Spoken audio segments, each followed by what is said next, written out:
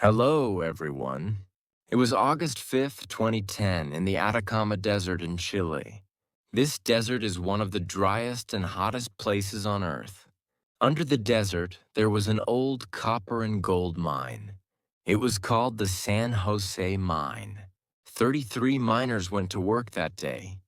They went deep into the ground. They went down 700 meters. That is deeper than 2 Eiffel Towers. The work was hot, dirty, and dangerous.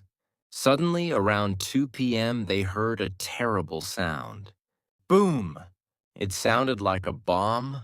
The whole mountain shook. A giant piece of rock, the size of a very tall building, broke off and fell. It completely blocked the tunnel. Thick, heavy dust filled the air. The miners couldn't see anything. They couldn't breathe. They coughed and shouted in the dark. "Is everyone okay? Who is hurt?" When the dust cleared, they realized the terrible truth. The exit was gone. They were trapped inside a hot, dark box 700 meters underground. The miners ran to the Refuge. A refuge is a small, safe room inside the mine. It was very small, only 50 square meters for 33 grown men. The temperature was 35 degrees Celsius, and it was very wet. They were sweating heavily. Luis Urzua was the shift supervisor. He was the boss. He knew he had to keep his men calm. Panic would kill them faster than the heat. "Listen to me," Luis shouted. "We have a big problem, but we are still alive. We must stay together." He checked the food in the refuge. It was terrible news. There were only 2 small cans of tuna, a box of cookies, and some milk that was going bad. Usually this is a snack for 2 men, but they had 33 men. Some miners were hungry and scared. They wanted to eat the cookies right away. "Let's just eat it all now. We are going to die anyway," one man cried. But Luis stood up. He was a great leader. "No," Luis said with a strong voice. "We are going to share everything. We will survive together, or we will die together. No one eats alone." He made a strict rule.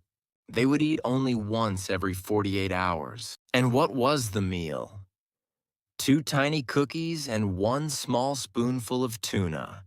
Just 1 spoonful every 2 days.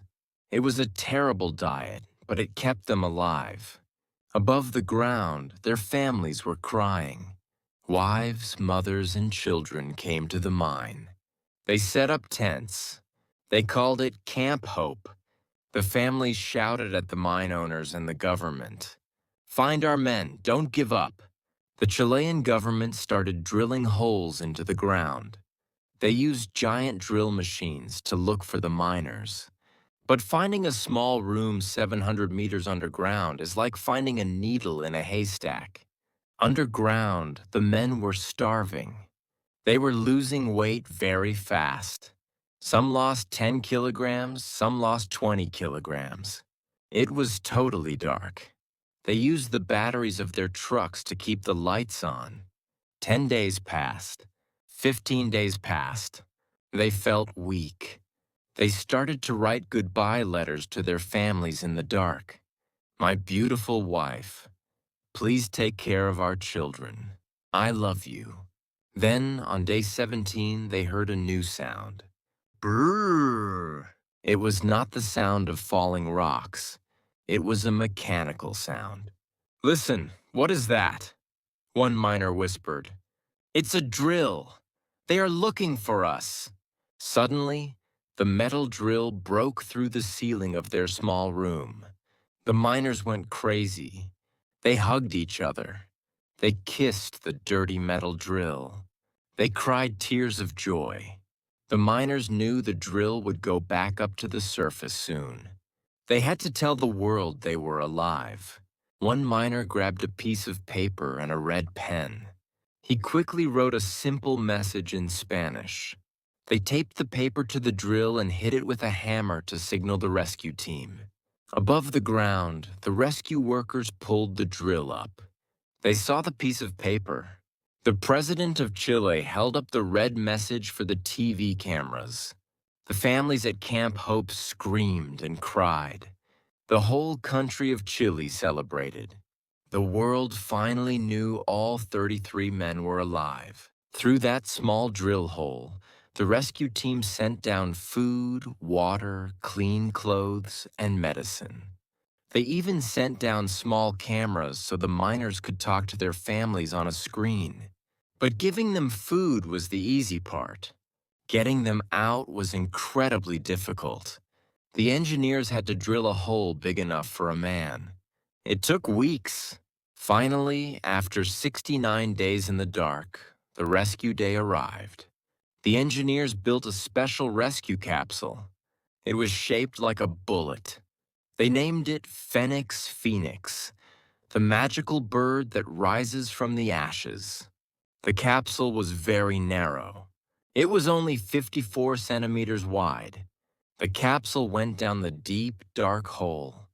When it reached the bottom, the miners cheered. Florencio Avalos was the first miner to go up. He stepped into the tiny capsule. Slowly, the capsule was pulled up. It took 15 minutes to reach the surface. When he finally came out of the hole, he breathed fresh air for the first time in 2 months. He hugged his little crying son. The world watched on TV and cried with him. One by one, the miners came up. Finally, the last man stood in the dark mine alone. It was the leader, Luis Urzua. He made sure all 32 of his men were safe before he left. When Luis arrived at the surface, the rescue was complete. 33 men went down. 33 men came back up. They survived because they had discipline. They survived because they shared their food. They survived because they didn't lose hope. Sometimes life traps us in the dark. But if we hold on together, the drill will break through. Thank you for listening to this incredible story. See you in the next episode.